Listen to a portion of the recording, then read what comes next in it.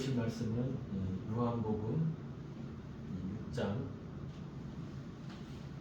60절부터 71절까지 살리는 것은 영이라는 제목으로 설교가 있습니다. 한 절씩 교독하겠습니다. 제자 중 여럿이 듣고 말하되 이 말씀은 어렵도다 누가 들을 수 있느냐 한데 예수께서 스스로 제자들이 이 말씀에 대하여 수군거리는 줄 아시고 이르시되 이 말이 너희에게 걸림이 되느냐. 그러면 너희는 인자가 이전에 있던 곳으로 올라간 것을 본다면 어떻게 하겠느냐. 살리는 것은 영이니 육은 무익하니라. 내가 너희에게 이른 말은 영이요 생명이라. 그러나 너희 중에 믿지 아니하는 자들이 있느니라 하시니 이는 예수께서 믿지 아니하는 자들이 누구며 자기를 팔 자가 누구인지 처음부터 아심이라라. 또 이르시되 그러므로 전에 너희에게 말하기를 내 아버지께서 오게 하여 주지 아니하시며 누구든지 내게 올 수 없다 하느니라 하시니라. 그때부터 그의 제자 중에서 많은 사람이 떠나가고 다시 그와 함께 다니지 아니하더라. 예수께서 12 제자에게 이르시되 너희도 가려느냐. 시몬 베드로가 대답하되 주여 영생의 말씀이 주께 있사오니 우리가 누구에게로 가오리까. 우리가 주는 하나님의 거룩하신 자이신 줄 믿고 알았사옵나이다. 주께서 대답하시되 내가 너희 12를 택하지 아니하였느냐. 그러나 너희 중에 한 사람은 마귀니라 하시니 이 말씀은 바로 시몬의 아들 유다를 가리키시니라. 그는 12 중에 하나로 예수를 팔 자더라. 아멘. 오늘 새로운 얼굴을 이렇게 보니 너무 반갑습니다. 우리 한번 우리 사랑스러운 이완의 얼굴 한번 바라보는 시간 갖겠습니다. 서로 이렇게 앞사람, 뒷사람, 옆에 사람 보면서 반가운 인사 하는 시간 가질까요? 잘 오셨습니다. 그리고 너무 반갑습니다. 오늘 이 말씀 주제로 이 살리는 것은 영이라는 이 말씀인데요. 요한복음 6장에서는 우리 지금 이 세 번째 시간입니다. 첫 번째 이 오병이의 사건은 어떻게 보면 하나님께서 아니 주님께서 그들의 원대로 정말 배고픔에 굶주려 있고 정말 그 추운 광야에서 하나님의 말씀 듣고 병을 고친다는 그런 백성들에게 하나님이 그들의 원대로 풀어주십니다. 어떻게 보면 우리의 삶 가운데서도 정말 하나님은 우리의 영을 살리기 위해서 오셨지만은 우리의 정말 인생에 살면서 보답한 일, 어려운 일 이거 외면하지 않습니다. 여러분, 근데 어떻게 보면 우리가 어떤 사람은 여기에 너무 집착하는 분들도 있는데요. 그래서 잘못된 신앙으로 길로 가는 길도 있어요. 그러나 우리는 요구할 수 있어요. 왜? 하나님 우리 아버지시거든요. 때로는 아들이, 딸이 부모에게 무엇을 요구할 때 꼭 법적으로 온전해야 되고 꼭 필요한 것이 아니더라도 하나님은 들어주실 때가 있어요. 그처럼 하나님 우리의 원대로 주실 때가 있습니다. 그런데 두 번째 시간에는 주님이 그것에 대해서 다시 한번 주님의 뜻을 말하니요. 어떻게 말하죠? 내가 반드시 너를 살리리라. 내가 이 오병의 이 표정을 너에게 보여주는 것은 내가 이 땅에 온 것은 이 땅을 너희들을 로마로의 압제로부터 구원하기 위한 그런 메시아, 정치적 메시아가 아니고 내가 너희에게 빵을 주고 너희에게 양식을 주고 너희의 사는 거 먹고 사는 문제를 해결해 주러 온 것이 아니라 나는 너희를 반드시 살리지. 죽어야만 하는 너희의 영을 내가 반드시 살리기 위해서 이 땅에 오십니다. 그래서 마지막 날에 내가 반드시 너를 살리리라. 내게 오는 자 내가 반드시 그를 살리리라. 이런 주제가 이 지난주에 있었죠. 그러면서 오늘의 이 마지막 이 6장의 결론입니다. 내가 너를 살리는데 집중적으로 중요하게 바라보는 게 뭐냐? 영이라는 거예요. 살리는 것이 영이라 이렇게 말했으니까요. 그 전제 조건이 뭐죠? 우리의 영은 죽었다는 거예요. 우리의 영은 죽어 있다는 거예요. 우리는 아담의 선악과를 먹는 그 순간 하나님과의 그 계약이 깨졌거든요. 그 계약이 뭐냐면 하나님의 말씀 네가 따먹지 말라는 이것을 먹으면 정령 죽으리라는 것. 그것이 그 계약 내용이었습니다. 그 이후로 모든 인간은 육신을 통해서 태어나는 모든 인간은 이 죄 아래에 있기 때문에 그 영은 죽게 되는 겁니다. 우리의 육신이 죽는 것이었다면 그 순간 죽고 우리는 태어나지도 못했겠죠. 그러나 우리의 육신은 이 땅에서 100년, 120년의 기회가 있습니다. 또한 그 수명의 기회를 주신 것도 그 기간 안에 우리가 주님을 바라보고 나오기를 원하는 그 하나님이 주시는 시간적 기회인 것입니다. 오늘의 말씀의 주제는 그래서 살리는 것은 영이다, 이 말씀으로 나눌 것입니다. 60절 한번 60절 61절 한번 같이 한번 읽어볼까요? 제자 중 여럿이 듣고 말하되 이 말씀은 어렵도다 누가 들을 수 있느냐 한데 예수께서 스스로 제자들이 이 말씀에 대하여 수군거리는 줄 아시고 이르시되 이 말이 너에게 걸림이 되느냐. 그렇습니다. 이들은 첫 번째는 어떤 것이 이들의 말에 걸림이 되느냐면요, 내가 예수가 그래 나는 하늘에서부터 내려온 떡이다. 아니 자기가 하늘에서 내려온 자라고? 저 아버지가 요셉이고 어머니가 마리아고 그 밑에 동생들과 의 동생들이 있는 걸 우리가 뻔히 아는데 그것이 너무나 걸림이 되었던 거예요. 이 현실적 이 사실에 너무나 걸림돌이 되었던 것입니다. 또한 두 번째 또 걸림돌이 있었어요. 뭐냐면요, 자기의 살과 피를 먹으라는 거예요. 아니 우리는 네 살과 피 필요 없어. 그냥 빵 좀 줘, 떡 좀 줘. 야, 오늘은 5병 이어 먹었으니까 내일은 좀 7병 이어 먹고, 그 다음날은 돼지고기에다가 소고기에다가, 그 다음날은 피자와 족발, 치킨에 마라탕 좀 먹고 싶어. 또 콜라 넣었나요? 이렇게 하고 싶은 것들이 이 사람들의 마음이었었던 것입니다. 그런데 주님은 이렇게 말하거든요. 내 살과 피를 먹지 않으면 생명이 그 안에 없느니라고. 이것이 너무 그들의 마음에 걸렸었던 거예요. 그런데 제자들은 알았어요. 언제 알았을까? 십자가에 달려가시고 그 성령, 오순절 성령을 받은 것. 이것이 예수님의 살과 피를 먹으라는 것이 그의 주님의 몸은 부활했는데 그걸 어떻게 먹겠어? 그 말씀과 그 성령의 충만함, 이것, 즉 말씀과 성령으로 우리 서로가 교제하고 주님과 교제하고 말씀을 묵상하는 그런 존재들이 되는구나. 이것을 깨닫는 것입니다. 이 떡을 먹고 마시고 이 표현도요, 54절 이전에까지는 이 휘구라는 거를 입에서 네가 나를 믿으면 구원을 받는다, 이런 단회적인 희생제사적인 구원적인 메시지가 있다면요, 그 뒤로에 먹고 마시고는 트리오그로라는 똑같은 먹고도 하지만 단어 뜻이 틀려요. 뭐냐면 묵상하는 얘기예요. 계속 씹어 먹는다는 얘기예요. 뭐냐면 내가 하나님을 믿는 거 이 순간 자체로 끝이 아니라 이 믿음이 계속적으로 유지돼야 되는데, 그것이 뭐냐면요, 주님께서 말한 대로 내 살과 피를 먹어야 된다. 이것이면 계속 기도하고 말씀 묵상하고 예배하며 하나님께 기도하는 그런 존재가 되어야 된다는 거예요. 요즘 어떻게 보면 21세기가 되면서 너무 이 크리스찬들에게 교회적 구원과 정말 성도들을 모으는 것에 집중이 되어서 우리가 믿지만 하면 된다, 이것은 끝이다, 우리의 삶은 그 이후의 문제다, 이런 거에 인해서 우리가 세상에서 빛으로, 세상에서 정말 소금의 역할을 감당하지 못한 것이 너무나 많이 있습니다. 누구든지 오라, 믿기만 하면 된다. 그리고 그 전도에 너무나 열심히 하다 보니까 말씀이나 정말 하나님의 은혜가 아닌 정말 세상적인 기복적인 것, 세상적인 어떤 가치관, 세상적인 어떤 제도의 어떤 유용함을 그대로 끌어들여서 이곳에 정말 교회의 본질이 흐트러진 정도 많이 있습니다. 우리는 반드시 알아야 됩니다. 우리의 구원은 하나님의 은혜로 당연히 그 귀한 은혜로 된 것입니다. 그러면 우리 그 귀한 세상의 그 무엇으로 치르고도 받을 수 없는 그 귀한 은혜로 우리가 영생을 얻었다면 그 영생 받은 자로서의 삶을 가야 된다는 것입니다. 이것이 구약으로부터 또 마지막 이 시대까지 하나님께서 원하시는 것입니다. 내가 거룩하니 너희도 거룩하라. 내가 너희를 그 애굽에서 불러낸 것은 너희를 거룩한 백성이 되어서 이 광야에서 하나님께 내게 예배드리기를 원하신다는 것입니다. 그러한 또한 너희가 이방의 빛이 되어서 이방에 나의 영광을 알리기를 원하시는 것입니다. 아브라함에게 하신 약속이 그거 아닙니까? 내가 너를 큰 민족이 되고 너를 큰 복이 되게 하겠다. 그리고 너를 통해서 너의 후손을 통해서 모든 민족이 각 사람이 큰 복을 받기를 원하는 것입니다. 그 큰 복이 뭘까요? 죄사보다 더 큰 복은 없다고 했습니다.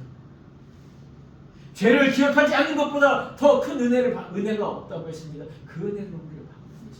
제자들이 여기 제자들에는 특별히 이 먼저 번에 이 위에 60절의 제자들은 거기에 모인 갈릴리에서부터 모인 많은 제자들이죠. 또한 61절에서 말하는 것은 12제자가 포함된 그 무리 공동체들의 어떤 그 제자들이 그 수군거리는 것을 이들은 들었습니다. 사실 이때 오병이어 이 사건이 있었던 것은 예수님이 공생애를 2년 6개월 정도 한 이 시기였습니다. 다음 6월절이면 이제 십자가에 달리시는 그 6월절입니다. 오늘 여기에 이 6월절에는 예수님이 공생애를 시작한 지 2년 이상이 지난 이 동안 정말 많은 말씀을 가르치고 기적과 이사를 베풀고 병든 자를 고치고 귀신 들린 자에게서 귀신을 쫓아내는 이런 역사를 보이고 내가 메시아임을 중간중간에 들었었는데요.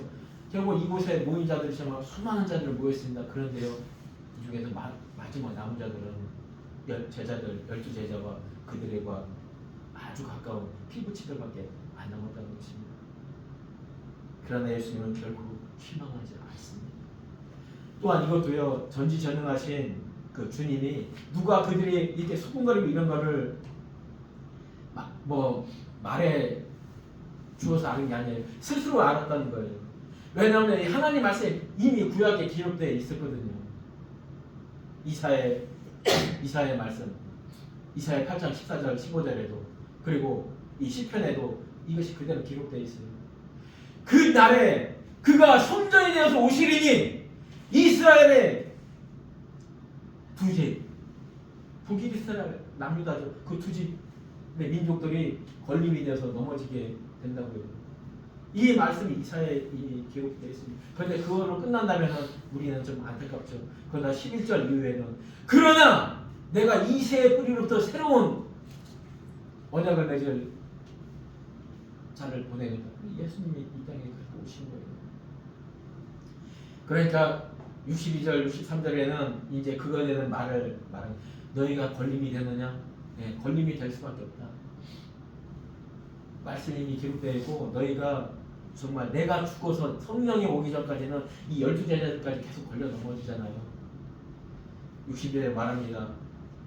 그러면 너희는 닌자가 이전에 있던 곳으로 올라가는 것을 본다면 너희는 어떻게 하겠느냐?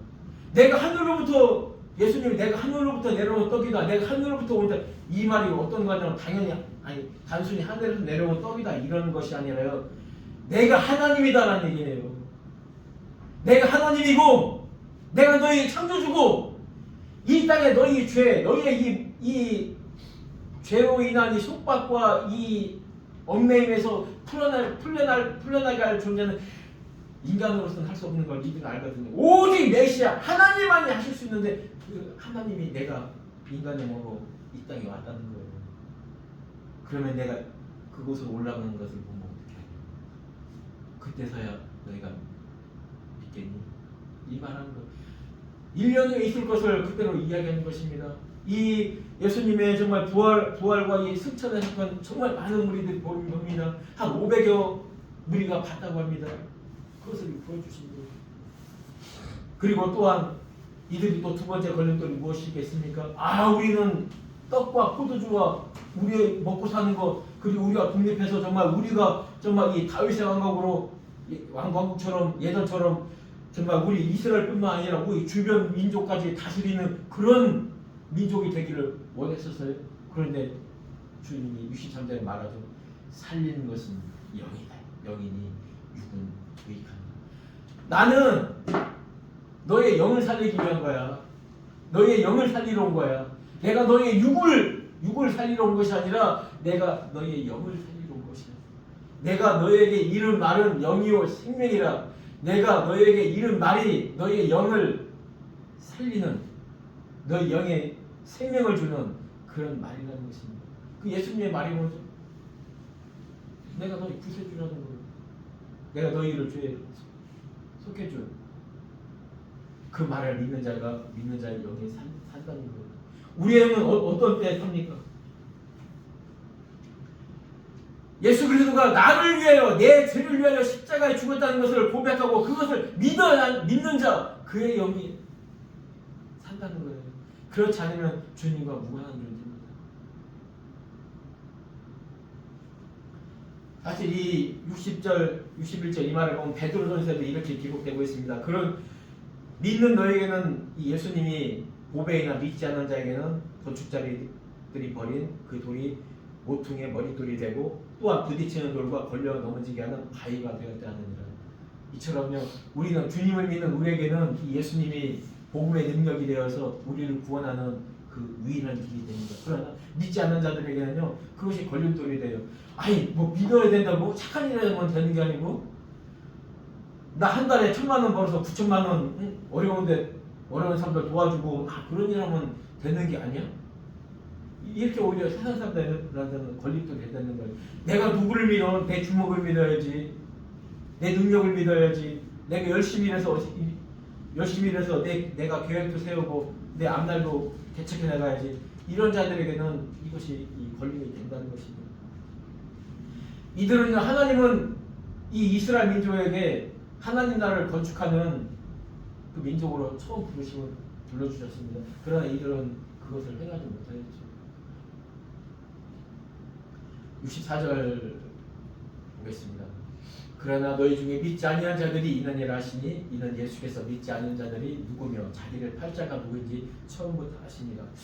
그렇습니다. 하나님은요 특히 예수님은 전지전능하시잖아요. 그런데도요 이미 알고 계시는 거죠. 여기는 수많은 무리 한 15,000명 20,000명의 무리가 있지만은 이 중에서 진짜로 이 말씀을 듣고 또한 하나님께서 은혜를 주신 그런 백성들은 아주 소소한 것을 너무나 잘 알고 있는 것입니다.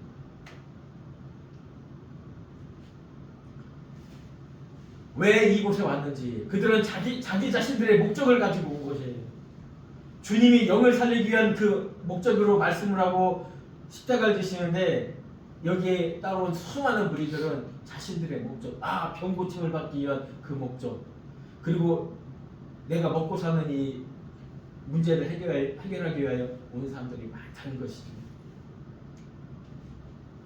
하나님께서 우리 각 사람의 어려움도 통찰해 주시지만요 그것이 끝까지 가서는 안 돼요. 그것을 전속적으로 하나님은 우리를 부르시고 우리와 만나시지만은 결국은 오늘 말씀처럼 하나님께서 우리를 살리시라는 것, 우리의 영을 살리시란다는 것, 이것을 너무나 꼭 알아야 된다는 것입니다. 그런데 왜 이 전지전능하신 이 주님이 그 많은 무리들이 오는 것을 막지 않았을까요? 왜 다 받아들였을까요? 이게 바로 이 주님의 뜻에 순종하는 것입니다. 37절 44절에 이 기록되어 있어요. 전에 너에게 말하길 내 아버지께서 내게 오게 하여 주시 아니하시면 누구든지 내게 올 수 없느니라. 그렇습니다. 많은 사람들이 초청받아서 주님 앞에 관심을 갖고 올 수는 있습니다. 그러나 그 중에서 주님 앞에 붙어있는 자는 별로 없다는 거예요. 하나님께서 붙여주신 은혜를 주신 택함 받은 백성들만이 이 자리에 앉을 수 있다는 것입니다. 여러분들이 이 자리에 앉을 수 있는 것이 무엇이겠습니까? 수많은 사람이 정말 이 시간에 자기의 시간을 위한 시간을 갖고 싶을 텐데 이 자리에 와서 우리가 헌금까지 하면서 이 시간을 드리면서 피곤하고 졸리기도 한데 정말 집중은 할 수 없고 정말 집에는 가고 싶은데 그런데도 이 자리에 앉아있게 하는 건 하나님의 은혜라는 거예요. 하나님께서 이것을 계획하지 않으면 우리는 누구도 이 자리에 있을 수가 없다는 것입니다. 전지전능하신 주님께서 믿지 못하는 자들을, 그런데 참 그 전지전능하신 님이 하신 그 주님이 그렇다면 믿지 않는 자들, 정말 그 중에서 떠나갈 많은 자들을 왜 믿게 하지 않으셨을까요? 그 능력 충분하잖아요. 그렇죠? 또한 가룟 유다, 오늘 이 말씀에서 자기를 팔자 가룟 유다라는 걸 처음부터 아셨잖아요. 근데 그 가룟 유다를 왜 회개시키지 못했을까요? 주님의 능력이 없어서가 아닙니다. 이만큼 사람을 구원하려고 이 계획은 삼위일체 하나님의 아주 정하여 주신 귀한 계획이라는 거예요. 그 계획 안에 우리가 있다는 거예요. 그 주님이 사실 그 가룟 유다의 손에 머리 얹고 기도 한 번만 하면은 그 가룟 유다 회개하고 예수를 팔자에서 돌아설 수 있었습니다. 그 많은 자들 오병이어를 사건을 해서 거기서 머물러 있던 육적인 거에 머물러 있던 사람들에게 정말 기적과 놀라운 은혜와 어떻게 해서라도 그 주님이 그들을 불러내지 못하겠을까요? 그러나 하나님의 뜻이 그렇지 않다. 우리 그렇게 해서 우리가 구원받을 수 있는 그런 존재입니다. 하나님의 그 원하심, 하나님의 그 사랑의 결정에 대한 결과물이 바로 우리인 것입니다. 65절에 그 결론이 있는 것이죠. 그러므로 전에 너희에게 말하기를 내 아버지께서 오게 하여 주지 아니하시면 누구든지 내게 올 수 없다 하였노라 하시니. 다음 절 보겠습니다. 근데 이 말을 딱 하니까 이 말이 딱 선포가 된 거예요. 주님의 말씀이 딱 선포가 되니까 그 선포된 말씀에 딱 분리가 딱 됩니다. 하늘과 땅, 하늘 위의 물, 하늘 아래의 물, 땅과 바다가 딱 구분되듯이 딱 구분이 돼요. 하늘적 존재가 누군지 그렇지 않은 존재가 누군지 그 말씀을 딱 선포하니까요. 하나님의 그 구원의 계획을 딱 선포하니까 제자 중에서 많은 자들이 떠나가는데요. 그 여기서는 떠나간 다음에는 다시는 오지 않았다는 거예요. 그 단어의 의미입니다. 갔다 또 왔다는 게 아니라 끝이었다는 게 그 이유. 예수께서 12제자에게 이르시되 너희도 가려느냐, 여기서 너희도 가려느냐라고 이렇게 의문문을 이야기하는데요. 여기에는 이 의문문에는 이 두 가지 대답을 원하시는 거잖아요. 그 중에는 이 두 가지 의문사가 쓰이는데 배하고 왜라는 말이 있는데, 배라고 시작을 할 때는 너희도 가려느냐 이 말에는 어떤 의미? 너희는 가지 않을 존재야. 왜 아버지께서 내게 보낸 자니까 너희는 가지 않을 거지? 라는 이런 의미가 있습니다. 또한 그 반대로 오해라는 말로 이 의문문이 시작됐으면은 너희도 당연히 갈 거지? 좀 이따 갈 거지? 이 의미라는 얘기예요. 그러나 전지전능하신 주님은 이 자녀들 11제자는 하나님께서 택하신 제자들이라는 걸 안 거예요. 그러니까 시몬 베드로가 말합니다. 주여 영생의 말씀이 주께 있사오니 우리가 누구에게로 가오리까. 사실 여기서 우리가라는 말이 있었으니까요. 이 베드로만의 의견이 아닙니다.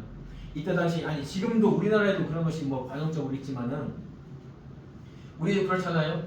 뭐 고등학교 검단고등학교 1학년 학생하고 3학년 학생이 있어요. 근데 누가 학교에 대한 걸 물으면 누가 대답합니까? 대표적인 3학년 학생이 대답하게 돼 있어요. 그리고 어디 가나 그 연장자가 그 대답하게 돼 있거든요. 이 시대에는 이 시기에는 이 베드로가 그 제자들 중에 특히 갈릴리 어부들 공동체 중에서는 그래도 제일 연장자였기 때문에 이 베드로가 대답을 한 것입니다. 여기에는 그 다른 제자들의 어떤 그 마음까지 그대로 다른 것이죠. 이 시몬 베드로는요 처음에 안드레 자기 동생의 말을 듣고 이 주님을 만났지만요 사실 그때 처음부터 그렇게 믿음이 있었던 거 아닙니다. 고기 잡으러 다니고 이렇게 해야 됐기 때문에. 그건 언제 이 베드로가 많이 배웁니까? 장모의 열병이 나는 걸 봅니다. 그리고 특별히 고기 잡는데요 자기가 밤새도록 고기를 못 잡았는데 주님이 와서 오른쪽에 그물을 던지라. 그때 본 거예요. 그냥 고기들이 오른쪽 그물을 그냥 쫓아다니는 걸 본 거예요. 자기들 자신이 잡혀 죽는다는 걸 알면서도 고기들이 순종하는 거. 그걸 보고 나는 고기 잡는데 내가 정말 전문가였지만은 이분은 이 모든 것을 만물을 움직이는 그분이라는 것을 이렇게 스며들게 되는 거예요. 깨닫게 되는 거예요. 우리 믿음도요 서서히 자라게 돼 있어요. 5년 10년이 지나면요 우리 믿음도 베드로처럼 이런 고백을 할 수가 있게 되는 것입니다. 그리고 봅니다. 니고데모가 변한다는 것을 봅니다. 사마리아 여인이 물뚱을 버려두고 가서 전도하는 걸 봅니다. 이런 모든 것을 보아가면서 자기의 이 마음이 열리는 거예요. 내가 이제까지는 회당에 가서 해라 하지 마라 해라 하지 마라 안 하면 죽는다 이것만 들었는데요 그게 아니거든요. 하늘로부터 그 창조주의 그 메시지를 들으니까 그의 마음이 열리는 거예요. 그 영이 살아가고 있는 것을 이들은 그대로 느껴지는 거예요. 69절 보겠습니다. 아주 중요한 말씀인데요. 우리가 주는 하나님의 거룩하신 자이신 줄 믿고 알았사옵나이다. 뭐 하나님의 거룩하신 뭐 거룩은 뭐 이렇게 위험 있게 뭐 착하게 이걸 얘기하는 거예요. 딱 구별된 존재라는 얘기예요. 뭐 이 땅에 메시아로 올 존재를 딱 구별했다는 거예요. 딱 정했다는 거예요. 오직 한 사람, 우리를 죄에서 우리를 영원히 죽어야 될 그곳에서 건져내실 오직 한 분, 그분으로 딱 하나님이 구별한 하나님의 어린 양인 것을 자기들이 알게 됐다는 거예요. 근데 어떻게 알았다고요? 믿고서 알았다는 거예요. 믿지 않으면 알 수가 없는 것이 바로 이것입니다. 여러분, 하나님이 천지를 창조하셨다고 해요. 말씀으로 공중에 나는 새와 바다와, 이거 여러분 알 수 있을까요? 뭐 지구상 나이가 지금 5억년이라고 하는데 그 45년 전에 있었던 그 일을 여러분 뭘로 알 거예요? 어떤 증거로? 여러분이 봤습니까? 뭘로 알 거예요? 여러분 믿어야 안 돼요. 믿고 알았다고요. 여러분 병든 자가요 자기 낫는 걸 어떻게 하냐면요, 나은 다음에 알게 되지 않는다고 해요. 기도하잖아요. 믿을 때 낫는 거예요. 그렇게 하면요, 기도를 원하는 자에게는, 기도하는 사람은 이 사람이 믿음을 가질 수 있을 때까지 기도를 해줘야 되고요. 기도 받는 사람은요, 내가 문제가 해결될 때까지 기도를 해야 된다는 거예요. 내가 믿음이 올 때까지 기도를 해야 된다는 얘기예요. 내가 믿음이 올 때까지 기도하고 간절한 마음으로 하나님을 원해야 되는데, 그래야 알아지고요. 그래야 그때야 비로소 그 하나님의 섭리의 결과물이 내 앞에 증거로 나온다는 거예요. 여러분 아주 중요합니다. 세상의 법은요, 내가 알고 내가 보여지고 내가 확인해야 그때서 믿을 수 있을까요? 그래요. 그러나 하나님의 은혜는요 그렇지 않습니다. 믿으러 갑니다. 사실 이 이전에 베드로나 많은 이 제자들도 처음에는 따르면서도 긴가민가하는 그런 마음이 있었을 거예요. 그러나요, 가장 중요한 거, 내가 믿는다는 건 무엇이죠? 내가 알기 전에 믿게 되는 거 아니라 나를 내려놓았다는 거예요. 여기에 나의 에고, 내가 어떻게 하지, 내 목적과 내 관심과 나의 주장이 여기 살아있잖아요. 그럼 믿을 수 없어요. 내가 내려놓고 주님이 하나님의 아들이시고 이분이 내 구원자라, 이것을 믿을 때 모든 것이 알아지게 되는 거예요. 이걸 뭐라고 해요? 이게 회개라고 하는 거예요. 다른 걸 회개라고 안 해요. 내가 없어지고 그 자리에 주님이 채워놓는 거, 이게 회개예요. 이게 되면요 그냥 알아지는 거예요. 예수님이 나의 구원자임을, 또 하나님의 지금 마음을, 하나님의 마음이 어디에 있는지 내가 그곳으로 가게 되어 있고요, 하나님의 마음이 내 발걸음을 인도하신 그곳에 내가 가게 되어 있어요. 내가 이거 성경 많이 읽고 기도 많이 내가 알게 되면 믿어야지, 결코 그래서 될 수 있는 거 없어요. 하나님 내게 믿음 주세요. 이 기도가 먼저입니다. 하나님 내 뜻이 아닌 내가 아닌 하나님이 내 안에 좌정해 주세요. 이게 회개예요. 여러분 박진영 씨라고 잘 알 거예요. 지금 신천지 그쪽에서 이렇게 저기 하는데, 이 사람이 자기의 그 가까운 지인으로부터 거기서도 예수님을 얘기하니까 그 말을 듣고, 자기는 자기가 확인한 거 아니면 믿지 않는, 이 사람이 2년 동안 예루살렘 이스라엘 가서 살았어요. 2년 동안 자기 모든 일 팽개치고 2년 동안 왔다 갔다 했지만 계속 거기서 성경 연구하고 전부 박물관 같은 데 다니면서 그 2년이 넘어서 어느 정도인지 좀 알 것 같다 해서 이렇게 돌아왔는데요. 나중에 그 지인하고 이야기하는데 그 지인 이제 믿어지냐고 하니까 아직도 믿어지진 않는데요. 확실히 알겠대요. 그 예수님이 역사적으로 있는 거고, 예루살렘 문헌이고 다 살펴보니까 예수님이 십자가를 지시고 죽으시고 거기서 태어나고 부활했다는 그가 알았대. 뭘로? 그 문헌으로 기록으로 다 알았대. 근데 믿어지진 않는데요. 참 놀랍죠. 알면은 믿어질 것 같은데 그렇지 않대요.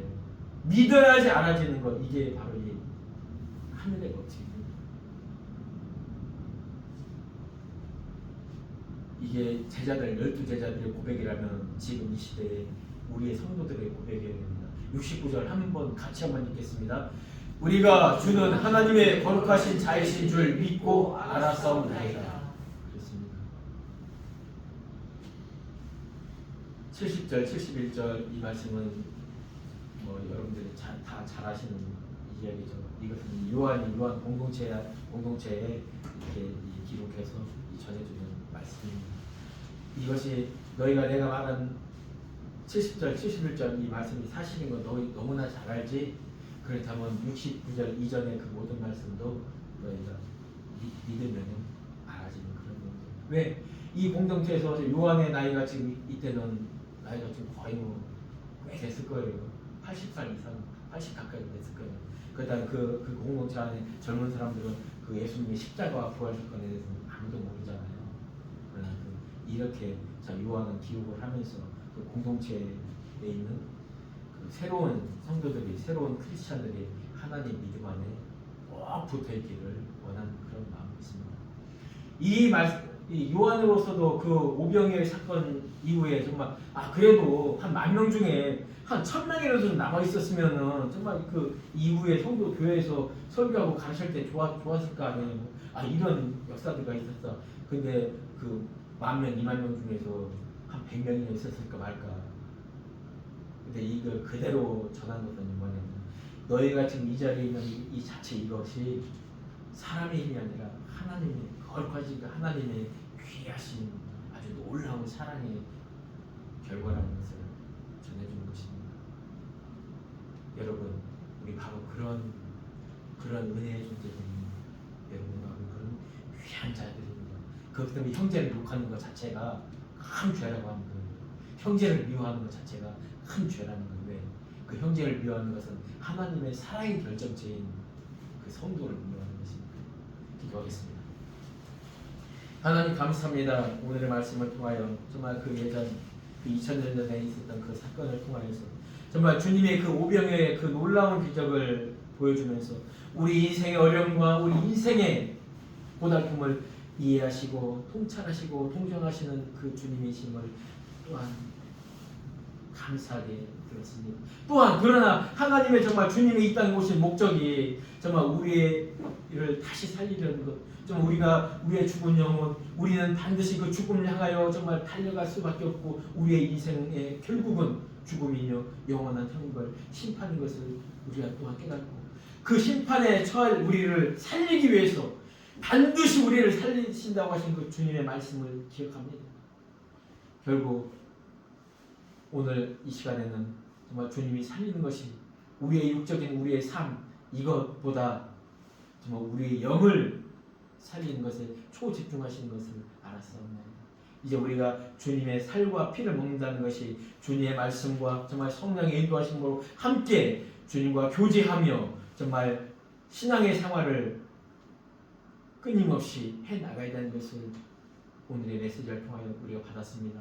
이 말씀대로 우리 하나님 말씀에 묵상하며 말씀을 묵상하며 기도하며 함께 교제하는 그런 공동체의 삶을 잘 감당할 수 있도록 주님 함께해 주시옵소서.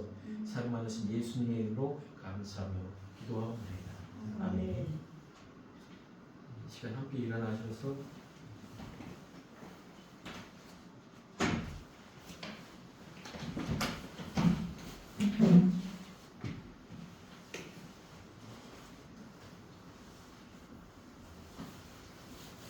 사장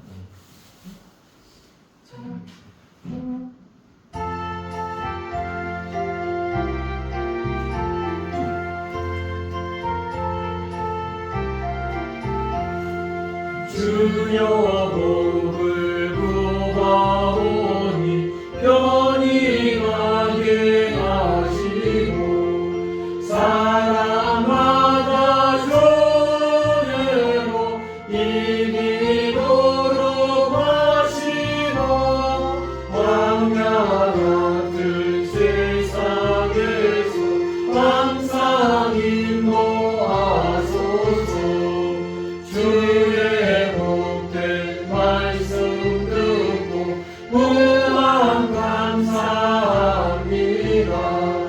구원받은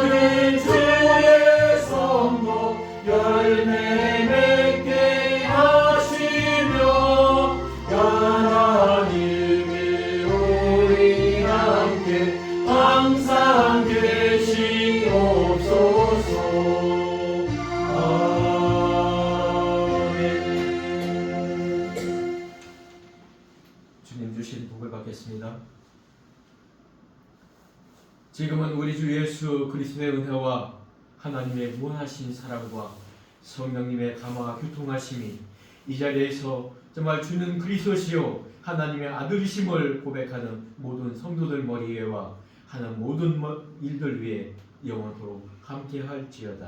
아멘. 점심 식사 맛있게 하시고 우리가